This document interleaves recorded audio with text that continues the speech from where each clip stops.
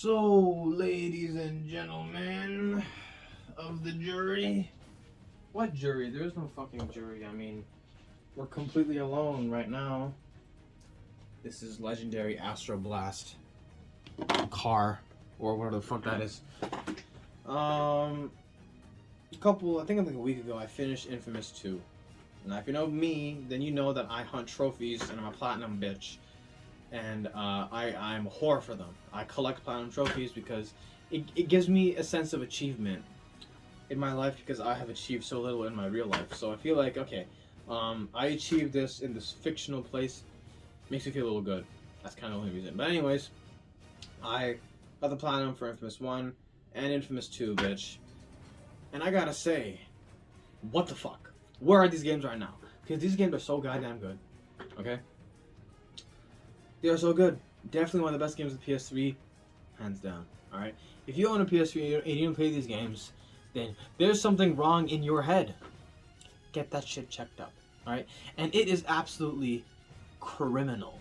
It is fucked up that we live in a world where these games don't have remasters. Okay? You can't even play on the PC. Can you? It's a PS3 exclusive, isn't it? Oh, shit! Where the fuck are the remasters, man? Where are the remasters for inFAMOUS 1 and inFAMOUS 2? Because these games are so goated, and I'm about to tell you why. Okay?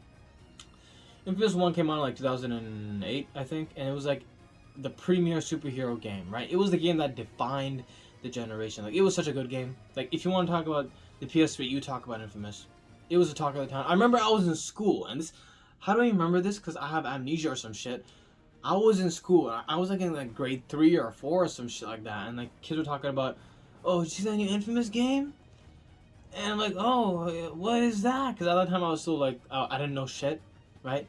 But that game, you can tell a game is popular when the kids in the school are talking about it, right? But what are fucking kids talking about now? Fortnite, Among Us, right? So games that are popular, they will reach the lips of the youth of this generation, right? So back in my day, that was the talk of the town. People were talking about inFAMOUS, and inFAMOUS was the game. It was a game that didn't have to worry about licenses because it wasn't Marvel nor DC nor nothing else, right? It was its own brand new superhero game, and boy, was it good, right? Like, this game, not only was it extremely fun to play, but it brought the whole karma system in, which I really liked, right? Because you could either choose to be good or bad. Me personally, I chose to be good one playthrough and then bad one playthrough because, you know, I'm like that. And it felt like your actions actually didn't matter because it did, right? Not only like story-wise, that the story changed depending on what path you took, but also the world and the way you play. You know, if you're good, then your lightning's going to be blue, right? And you're going to get this white type of glow upon you. You're going to look like a good guy. You're going to look like the halo on your head or some shit, you know? And people are going to react to you differently. They're going to cheer you on, you know? Whereas, because I played both evil and good, right? So I could tell the difference, right? First thing off the bat, when you're evil, obviously you have red lightning. And as you become more evil, you get these weird scars on your face, and you turn darker. So physically, visually, you look different than you would if you were good, right? There's a drastic difference. And of course, also how the people view you, right? There's so many times I'm just running around, people throw stones at me, or they try to fucking punch me. Of course, I knock the shit out of them, but that just goes to show that, you know, your choices do matter in this game. Not only for the narrative story standpoint, but also in the world itself, showing you how alive the world really is, right? Because your actions make a difference on those NPCs, you know what I'm saying? So that's why the karma system was really something really, really cool, which was also implemented in Spider-Man Web of Shadows, wasn't it? Which came first? Oh shit, it was on the same time, wasn't it? 2008. Interesting. But anyways, inFAMOUS 1 was goated. Me personally, if someone asked me, what do you like more, inFAMOUS 1 or inFAMOUS 2? It's a tough one. It's a toss-up, alright? Because inFAMOUS 2 definitely has it in the gameplay department. Gameplay's a lot more fun. But I just love the feel and vibe of Empire City in inFAMOUS 1. It's so dark and gritty and fucked up, right? Because, like, shit has hit the feeling. I mean, shit has hit the ceiling. You know what I'm saying? Like, it is bad. Nuclear apocalypse, goddammit. Like, shit, what are you gonna do? And you got this oh my god, Kester was such a good villain, right? Such a good villain. And when you find out the truth about him, who he really is at the end, That was a plot twist that younger me could never even fathom. Not gonna lie to you, when I played this as a kid, I was so fucking scared of the Reapers and Sasha. I was actually scared. I stopped playing the game. That's how much of a pussy I was. I was so scared. I'm like, oh my god, please don't kill me. Nowadays I'm like, bring it on, bitch. I finished on hard mode, just to let you know that I am like that. But anyways, yeah, little me would be proud. You know what I'm saying? But yeah, really compelling story, which is his own, because it's not based off a comic book, right? So they don't have to take cues from that. It's just their own personal, from the ground up story, you know. And when you realize that Sucker Punch before this made Sly Cooper, the huge difference in gameplay and worlds, it's pretty fucking good. I mean, for you know, it's pretty fucking good. You know what I'm saying? Like, for a company, a studio, to not be experienced in that, for trying for the very first time, their very first own superhero game, right, which could really either be hit or miss, it was very much a hit. Alright, I fucking loved it. I'm pretty sure a ton of other people love it. It must have been a whole lot of other people's childhood, because it really was. It wasn't only mine, it was a bunch of other people's as well, right? And I'm still saying, where the fuck is remasters? But let's be honest, we're not gonna get it, because Sucker Punch at the moment isn't doing anything. Not on Sly Cooper, not on Infamous. It may be a dead franchise, which is so fucking sad, because these games did not do bad. They did not do bad, you know what I'm saying? Like, fans love them, right? And I can guarantee you bring them back, it will make money, because the premise and the gameplay is so good. You can't fuck with it. It's a superhero game. Everyone loves a superhero game. You know what I'm saying? Look how good Batman Arkham City is, or Arkham Knight. Look how good Spider-Man 2018 is. Like, you can't fuck with a good superhero game. Heck, even Prototype's kind of a superhero game, except you're kind of a villain. But even that's so much fun. The whole point of a superhero game is the fun factor. That you can do shit you otherwise wouldn't. In real life, you know what I'm saying? Because anyone can pick up a gun and shoot someone in real life. You got me on GTA and Grand Theft Auto.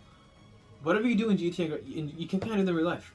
But I can never, ever, I can never shoot lightning bolts out of my hands or summon a goddamn ionic storm, you know what I'm saying? That's why superhero games, I don't think will ever get old, because it's always fun to experience this, you know? Unless if you're talking about Marvel Avengers, in that case, yeah, they can make a shitty superhero game. How do you fuck up so bad? But anyways, talk about Infamous here. Infamous 1 was definitely great. I loved it. I would play it again, but I don't have the luxury because I have so many other games to play. But maybe like years from now when I'm a grandpa, I'm like, oh yeah, Sonny, let me tell you about this game. It was so beautiful. You know what I'm saying? Infamous is definitely one of the games of all time. I love it. Right, so, but also so underrated. So fucking underrated. No one talks about it enough, you know? Because when you think about the most popular games, think about like GTA, think about Call of Duty, the shit that your parents would know, you know, except nowadays it'd be like Minecraft and Fortnite, right? But in my day, it was either GTA or Call of Duty, right? Like Call of Duty Black Ops 2, GTA 5, which is still, there is no GTA 6, but anyways, yeah. Because these games are recognition, right? That was Infamous 1, and that was really good, right? And its setup was even better because in Infamous 2, it just turned that setup to 11. You know what I'm saying? Like I said, the gameplay got better. You got more powers, you got better powers. But by far, my favorite thing about Infamous 2 was definitely the karma system and how they handled it, right? Because karma was no longer about good and bad, or do good and, you know, it'll be good. The karmas were personified. How does that make sense? Let me tell you.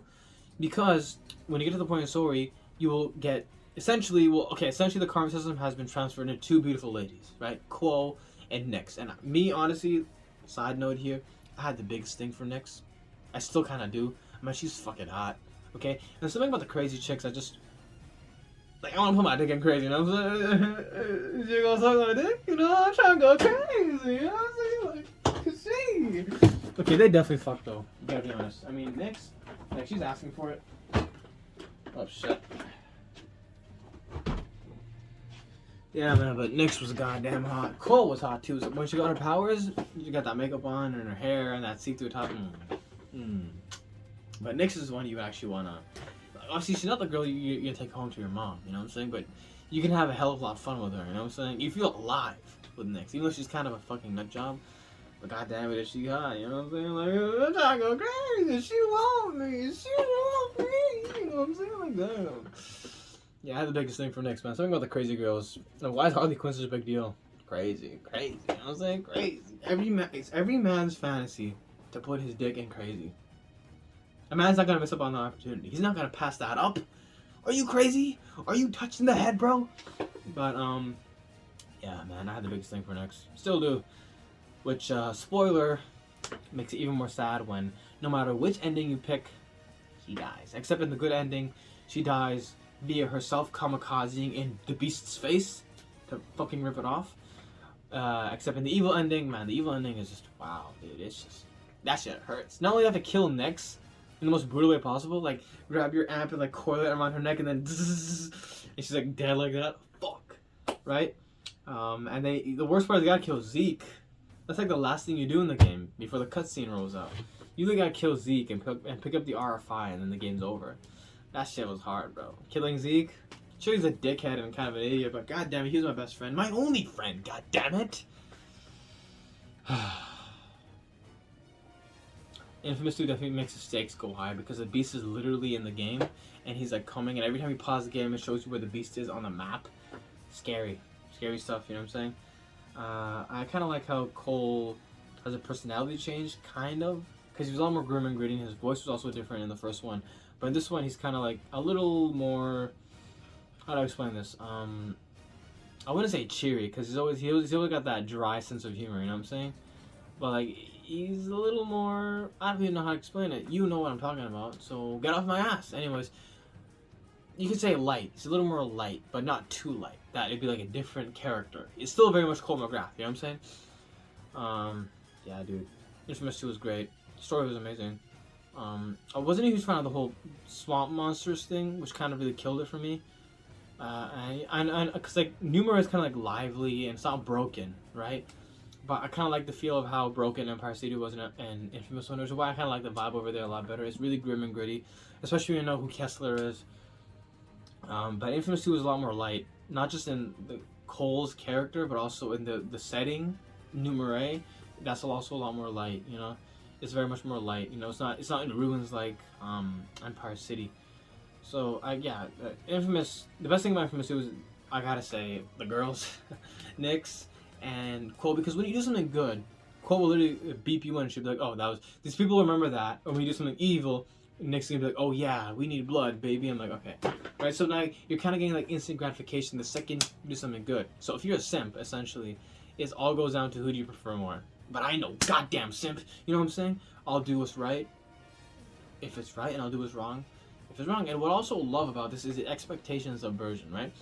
If you go the entire game on Quo's side, the good side, right? Leaving Nyx out of it, the ending literally switches it, right? Where Quo, being the logical one, will say, hey, you know what?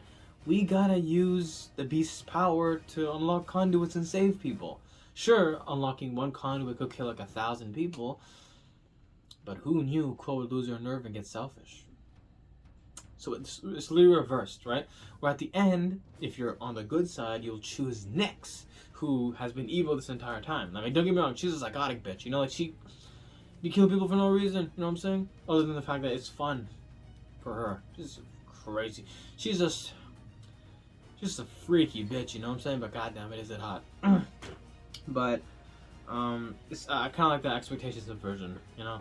How you can side with Zeke and Nyx, and you could, you know, defeat the beast. Although at the end, Quo, she does learn the error ways, and she's like, oh, I'm sorry. She was just scared. Poor girl. You know what I'm saying? But you still end up activating the RFI, and there goes every conduit in the world, essentially, I think. No, not every conduit. Because Second Son exists, right? So, yeah. It's sad, because everyone dies. Cole dies. Nyx kamikazed herself. Quo dies. All their conduits die.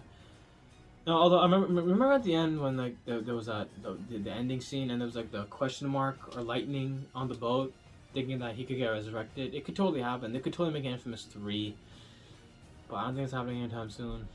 It's sad. It's a sad reality we live in, right? That games like these will never get the light of day they deserve. You know what I'm saying? Like, we got Second Son, but that's not Cole McGrath. You know what I'm saying? And I haven't played it yet, so I can't tell you how good it is. But I just want, I don't know. But I guess it wouldn't be much of a reason for Cole to be around, because if you go with the good ending, then he's dead, and if you go with the bad ending, then he's alive, but he's literally the beast.